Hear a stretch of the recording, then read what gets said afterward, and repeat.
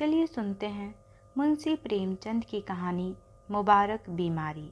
मेरे यानी भावना के साथ रात के 9 बज गए थे। एक युवती अंगीठी के सामने बैठी हुई आग फूंकती थी और उसके गाल आग के कुंदनी रंग में दहक रहे थे। उसकी बड़ी बड़ी आंखें दरवाजे की तरफ लगी हुई थीं। कभी चौंक कर आंगन की तरफ ताकती, कभी कमरे की तरफ। फिर आने वालों की इस देरी से त्योरियों पर बल चढ़ जाते और आंखों में हल्का सा गुस्सा नजर आता। कमल पानी में झकोले खाने लगता। इसी बीच आने वालों की आहट मिली। कहर बाहर पड़ा खर्राटे ले रहा था। बूढ़े लाला हरनाम दास ने आते ही उसे एक ठोकर लगाकर कहा, कमबख्त, अभी शाम हुई है और अभी से लंबी तान दी। नौजवान लाला हरिदास घर में दाखिल हुए। चेहरा बुझा हुआ, चिंतित। देवकी ने आकर उनका हाथ पकड़ लिया और गुस्से व प्यार की मिली हुई आवाज में बोली, आज इतनी देर क्यों हुई? दोनों नए खिले हुए फूल थे। एक पर ओस की ताजगी थी, दूसरा धूप से मुरझाया हुआ। हरिदास, हाँ, आज देर हो गई। तुम यहाँ क्यों बैठी रहीं? देवकी, क्या करती, आग बुझ जाती थी। ठंडा खाना थोड़े ही खाओगे। हरिदास, तुम जरा से काम के लिए इतनी आग के सामने ना बैठा करो, बाज आया गरम खाने से। देवकी, अच्छा कपड़े तो उतारो, आज इतनी देर क्यों की? हरिदास, क्या बताऊं, पिताजी ने ऐसा नाक में दम कर दिया है कि कुछ कहते नहीं बनता। इस रोज रोज की झंझट से तो यही अच्छा है कि मैं कहीं और नौकरी कर लूं। लाला हरनाम दास एक आटे की चक्की के मालिक थे।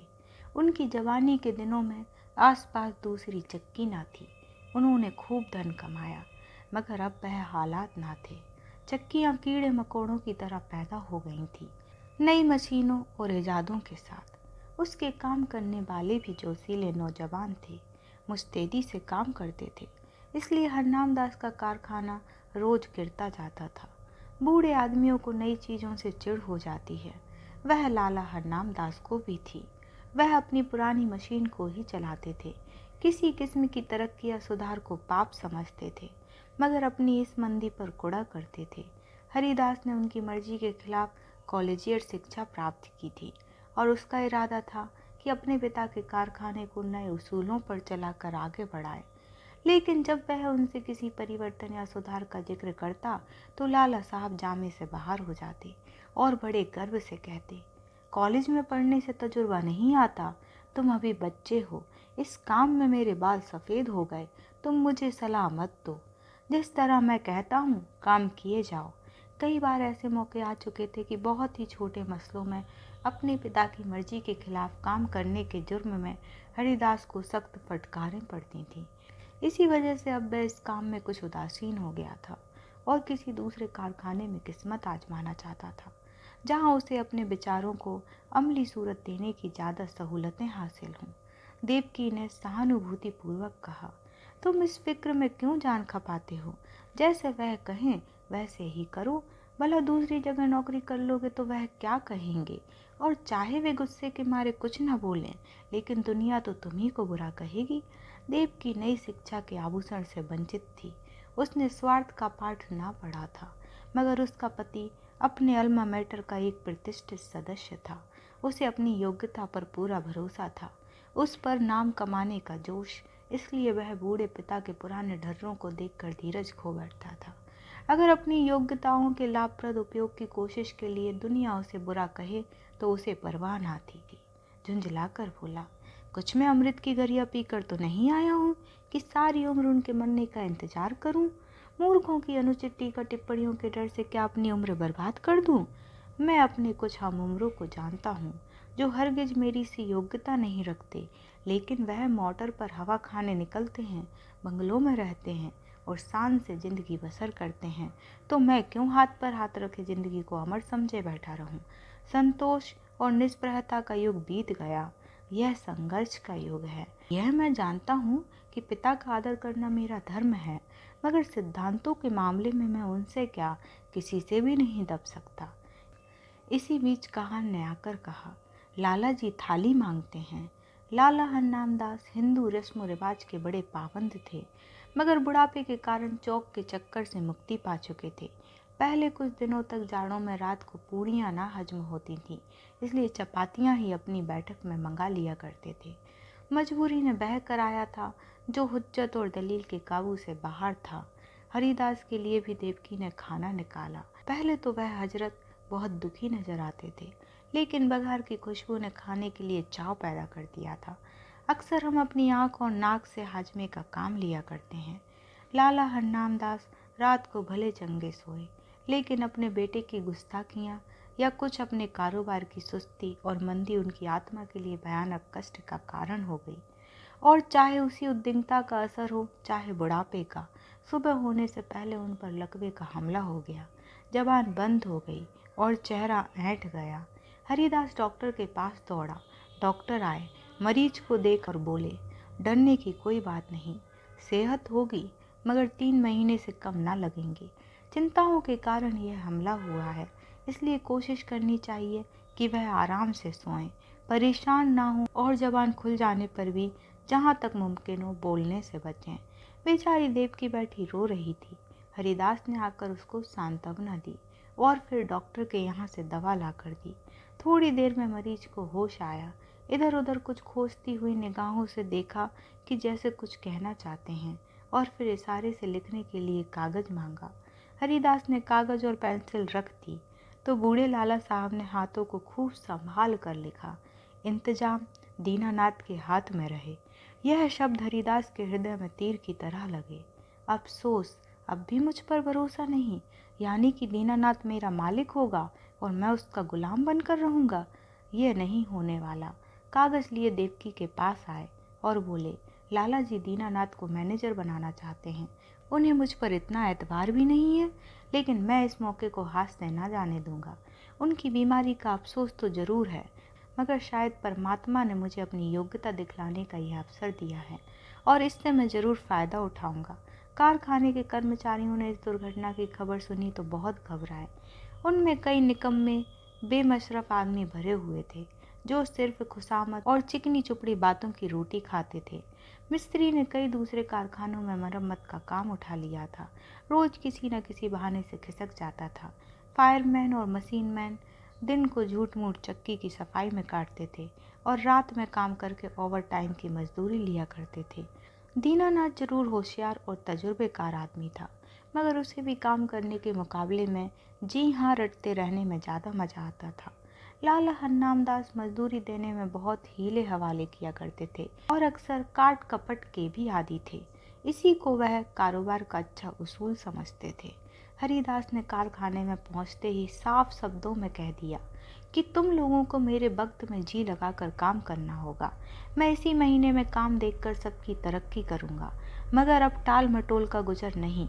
जिन्हें मंजूर ना हो वह अपना बोरिया बिस्तर संभालें। और फिर दीनानाथ को बुलाकर कहा, भाई साहब, मुझे खूब मालूम है कि आप होशियार और सूझबूझ रखने वाले आदमी हैं। आपने अब तक यहाँ का जो रंग देखा वही अख्तियार किया है, लेकिन अब मुझे आपके तजुर्बे और मेहनत की ज़रूरत है। पुराने हिसाबों की जांच पड़ताल कीजिए। बाहर से काम मेरा जिम्मा है, लेकिन यहाँ का इंतजाम आपके सुपुर्द है। जो कुछ नफ़ा होगा उसमें आपका भी हिस्सा होगा। मैं चाहता हूँ कि दादा की अनुपस्थिति में कुछ अच्छा काम करके दिखाऊं। इस मुस्तैदी और चुस्ती का असर बहुत जल्द कारखाने में नजर आने लगा। हरिदास ने खूब इश्तहार बंटवाए। उसका असर यह हुआ कि काम आने लगा। दीनानाथ की मुस्तैदी की बदौलत ग्राहकों को नियत समय पर और किफ़ायत से आटा मिलने लगा। पहला महीना भी खत्म ना हुआ था कि हरिदास ने नई मशीन मंगवाई, थोड़े अनुभवी आदमी रख लिए। फिर क्या था, सारे शहर में इस कारखाने की धूम मच गई। हरिदास ग्राहकों से इतनी अच्छी तरह से पेश आता कि जो एक बार उससे मुआमला करता वह हमेशा के लिए उसका खरीदार बन जाता। कर्मचारियों के साथ उसका सिद्धांत था, काम सख्त और मजदूरी ठीक। उसके ऊंचे व्यक्तित्व का भी स्पष्ट प्रभाव दिखाई पड़ा। करीब करीब सभी कारखानों का रंग फीका पड़ गया। उसने बहुत ही कम नफे पर ठेले ले लिए। मशीन को दम मारने की मोहलत ना थी। रात और दिन काम होता था। तीसरा महीना खत्म होते होते उस कारखाने की शक्ल ही बदल गई। हाथे में घुसते ही ठेले और गाड़ियों की भीड़ नजर आती थी। कारखाने में बड़ी चहल पहल थी। हर आदमी अपने अपने काम में लगा हुआ। इसके साथ ही प्रबंध कौशल का यह वरदान था कि भद्दी हड़बड़ी और जल्दबाजी का कहीं निशान न था। लाला हरनामदास धीरे धीरे ठीक होने लगे। 1 महीने के बाद वह रुककर कुछ बोलने लगे। डॉक्टर की सख्त ताकीद थी कि उन्हें पूरी शांति की स्थिति में रखा जाए, मगर जब उनकी जबान खुली उन्हें एक दम को भी चैन न था। देवकी से कहा करते, सारा कारोबार मिट्टी में मिल जाता है। यह लड़का मालूम नहीं क्या कर रहा है, सारा काम अपने हाथ में ले रखा है। मैंने ताकीद कर दी थी कि दीनानाथ को मैनेजर बनाना, लेकिन उसने जरा भी परवाह ना की। मेरी सारी उम्र की कमाई बर्बाद हो जाती है। देवकी उनको सांत्वना देती कि आप इन बातों की आशंका ना करें, कारोबार बहुत खूबी से चल रहा है और खूब नफा हो रहा है। पर वह भी इस मामले में तूल देते हुए डरती थी कि कहीं लकवे का फिर हमला ना हो जाए। हूँ हाँ कहकर टालना चाहती थी। हरिदास ज्यों ही घर में आता, लाला जी उस पर सवालों की बौछार कर देते, और जब वह टालकर कोई दूसरा जिक्र छेड़ देता तो बिगड़ जाते और कहते, जालिम, तू जीते जी मेरे गले पर छुरी फेर रहा है, मेरी पूंजी उड़ा रहा है। तुझे क्या मालूम कि मैंने एक एक कौड़ी किस मशक्कत से जमा की है। तूने दिल में ठान ली है कि इस बुढ़ापे में मुझे गली गली ठोकर खिलाए, मुझे कौड़ी कौड़ी का मोहताज बनाए। हरिदास फटकार का कोई जवाब न देता, क्योंकि बात से बात बढ़ती है। उसकी चुप्पी से लाला साहब को यकीन हो जाता कि कारखाना तबाह हो गया। एक रोज देवकी ने हरिदास से कहा, अभी कितने दिन और इन बातों को लाला जी से छुपाओगे? हरिदास ने जवाब दिया, मैं तो चाहता हूँ कि नई मशीन का रुपया अदा हो जाए तो उन्हें ले जाकर सब कुछ दिखा दूँ। तब तक डॉक्टर साहब की हिदायत के अनुसार 3 महीने पूरे भी हो जाएंगे। देवकी, लेकिन इस छिपाने से क्या फ़ायदा? जब वे आठों पहर इसी की रट लगाए रहते हैं, इससे तो चिंता और बढ़ती ही है, कम नहीं होती। इससे तो यही अच्छा है कि उनसे सब कुछ कह दिया जाए। हरिदास, मेरे कहने का तो उन्हें यकीन आ चुका। हाँ, दीनानाथ कहे तो शायद यकीन हो। देवकी, अच्छा तो कल दीनानाथ को यहाँ भेज दो, लाला जी उसे देखते ही खुद बुला लेंगे। तुम्हें इस रोज रोज की डांट फटकार से तो छुट्टी मिल जाएगी। हरिदास, अब मुझे इन फटकारों का जरा भी दुख नहीं होता। मेरी मेहनत और योग्यता का नतीजा आंखों के सामने मौजूद है। जब मैंने कारखाना अपने हाथ में लिया था, आमदनी और खर्च का मीजान मुश्किल से बैठता था। आज 5 से का नफ़ा है। तीसरा महीना खत्म होने वाला है और मैं मशीन की आधी कीमत अदा कर चुका। शायद अगले 2 महीने में पूरी कीमत अदा हो जाएगी। उस वक्त से कारखाने का खर्च तिगुने से ज़्यादा है, लेकिन आमदनी पंचगुनी हो गई है। हजरत देखेंगे तो आंखें खुल जाएंगी। कहाँ होते में उल्लू बोलते थे, एक मेज पर बैठे आप ऊँगा करते थे, एक पर दीनानाथ कान कुरेदा करते थे। मिस्त्री और फायरमैन ताश खेलते थे। बस 2-4 घंटे चक्की चल जाती थी। अब दम मारने की फुर्सत नहीं है। सारी जिंदगी में जो कुछ ना कर सके, वह मैंने 3 महीने में करके दिखा दिया। इसी तजुर्बे और कार्रवाई पर आपको इतना घमंड था? जितना काम वह 1 महीने में करते थे, उतना मैं रोज कर डालता हूँ। देवकी ने प्रश्नपूर्ण नेत्रों से देखकर कहा, अपने मुंह मियाँ मुट्ठी बनना कोई तुमसे सीख ले। जिस तरह माँ अपने बेटे को हमेशा दुबला ही समझती है, उसी तरह बाप बेटे को हमेशा नादान समझा करता है। यह उनकी ममता है, बुरा मानने की बात नहीं है। हरिदास ने लज्जित होकर सिर झुका लिया। दूसरे रोज दीनानाथ उनको देखने के बहाने से लाला हरनामदास की सेवा में उपस्थित हुए। लाला जी उन्हें देखते ही तकिए के सहारे उठ बैठे और पागलों की तरह बेचैन होकर पूछा, क्यों, कारोबार सब तबाह हो गया कि अभी कुछ कसर बाकी है? तुम लोगों ने मुझे मुर्दा समझ लिया है, कभी बात तक ना पूछी। कम से कम मुझे ऐसी उम्मीद ना थी। बहू ने मेरी तीमारदारी ना की होती तो मर ही गया होता। दीनानाथ, आपका कुशल मंगल रोज बाबू साहब से पूछ लिया करता था। आपने मेरे साथ जो नेकियां की हैं, उन्हें मैं भूल नहीं सकता। मेरा एक एक रुआ आपका एहसान मंद है, मगर इस बीच काम ही कुछ एकस था कि हाजिर होने की मोहलत ना मिली। हन्नामदास, खैर कारखाने का क्या हाल है? दिवाला होने में क्या कसर बाकी है? दीनानाथ ने ताज्जुब के साथ कहा, यह आपसे किसने कह दिया कि दिवाला होने वाला है?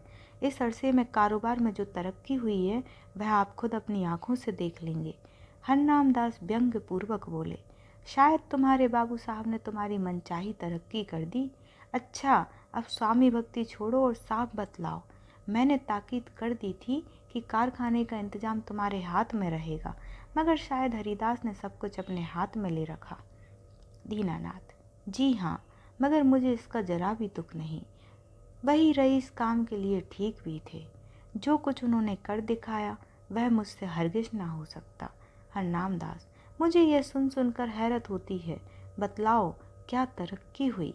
दीनानाथ: तफसील तो बहुत ज़्यादा होगी, मगर थोड़े में यह समझ लीजिए कि पहले हम लोग जितना काम 1 महीने में करते थे उतना अब रोज़ होता है। नई मशीन आई थी, उसकी आधी कीमत अदा हो चुकी है। वह अक्सर रात को भी चलती है। ठाकुर कंपनी का 5,000 मन आटे का ठेका लिया था, वह पूरा होने वाला है। जगत राम बनवारी लाल से कमसरियट का ठेका लिया था, उन्होंने हमको 500 बोरे माहवार का बयाना दिया है। इसी तरह और फुटकर काम कई गुना बढ़ गया है। आमदनी के साथ खर्च भी बढ़े हैं। कई आदमी नए रखे गए हैं। मुलाजिमों को मजदूरी के साथ कमीशन भी मिलता है, मगर खालिस नफ़ा पहले के मुकाबले में चौगुने के करीब है। हरनामदास ने बड़े ध्यान से ये बात सुनी। वह गौर से दीनानाथ के चेहरे की तरफ देख रहे थे, शायद उसके दिल में बैठकर सच्चाई की तह तक पहुंचना चाहते थे। संदेहपूर्ण स्वर में बोले, दीनानाथ, तुम कभी मुझसे झूठ नहीं बोलते थे, लेकिन तो भी मुझे इन बातों पर यकीन नहीं आता, और जब तक अपनी आंखों से देख ना लूँगा यकीन ना आएगा। दीनानाथ कुछ निराश होकर विदा हुआ। उसे आशा थी कि लाला साहब तरक्की और कारगुजारी की बात सुनते ही फूले न समाएंगे और मेरी मेहनत की दाद देंगे। उस बेचारे को ना मालूम था कि कुछ दिलों में संदेह की जड़ इतनी मजबूत होती है कि सबूत और दलील के हमले उस पर कुछ असर नहीं कर सकते। यहाँ तक कि वह अपनी आँख से देखने को भी धोखा या तिलिस्म समझता है। दीनानाथ के चले जाने के बाद लाला हरनामदास कुछ देर तक गहरे विचार में डूबे रहे और फिर यकायक कहार से बग्घी मंगवाई। लाठी के सहारे बग्घी में आ बैठे और उसे अपने चक्की घर चलने का हुक्म दिया। दोपहर का वक्त था। कारखानों के मजदूर खाना खाने के लिए गोल के गोल भागे चले आते थे, मगर हरिदास के कारखाने में काम जारी था। बग्घी हाथे में दाखिल हुई। दोनों तरफ फूलों की कतारें नजर आईं। माली क्यारियों में पानी दे रहा था। ठेले और गाड़ियों के मारे बग्घी को निकलने की जगह न मिलती थी। जिधर निगाह जाती थी सफाई और हरियाली नजर आती थी। हरिदास अपने मुहर्रिर को कुछ खतों का मसौदा लिख रहा था कि बूढ़े लाला जी लाठी टेकते हुए कारखाने में दाखिल हुए। हरिदास फौरन उठ खड़ा हुआ और उन्हें हाथों से सहारा देते हुए बोला, आपने कहला क्यों न भेजा कि मैं आना चाहता हूँ? पालकी मंगवा देता, आपको बहुत तकलीफ हुई। यह कहकर उसने एक आराम कुर्सी बैठने के लिए खिसका दी। कारखाने के कर्मचारी दौड़े और उनके चारों तरफ बहुत अदब के साथ खड़े हो गए। हरनामदास कुर्सी पर बैठ गए और बोरों के छत चूमने वाले ढेर पर नज़र दौड़ा कर बोले, मालूम होता है दीनानाथ सच कहता था। मुझे यहाँ कई नई सूरतें नज़र आती हैं। भला कितना काम रोज होता है? हरिदास, आजकल काम ज़्यादा आ गया है, इसलिए कोई 500 मन रोजाना तैयार हो जाता था, लेकिन औसत 250 मन का रहेगा। मुझे नई मशीन की कीमत अदा करनी थी, इसलिए अक्सर रात को भी काम होता है। हरनामदास, कुछ कर्ज लेना पड़ा? हरिदास, एक कौड़ी नहीं, सिर्फ मशीन की आधी कीमत बाकी है। हरनामदास के चेहरे पर इत्मीनान का रंग नजर आया। संदेह ने विश्वास को जगा दी। प्यार भरी आंखों से लड़के की तरफ देखा और करुण स्वर में बोले, बेटा, मैंने तुम्हारे ऊपर बड़ा जुल्म किया, मुझे माफ़ करो। मुझे आदमियों की पहचान पर बड़ा घमंड था, लेकिन मुझे बहुत धोखा हुआ। मुझे अब से बहुत पहले इस काम से हाथ खींच लेना चाहिए था। मैंने तुम्हें बहुत नुकसान पहुंचाया। ये बीमारी बड़ी मुबारक है जिसने तुम्हारी परख का मौका दिया और तुम्हें लियाकत दिखाने का। काश यह हमला 5 साल पहले ही हुआ होता। ईश्वर तुम्हें खुश रखे और हमेशा उन्नति दे। यही तुम्हारे बूढ़े बाप का आशीर्वाद है। और यहाँ कहानी समाप्त होती है।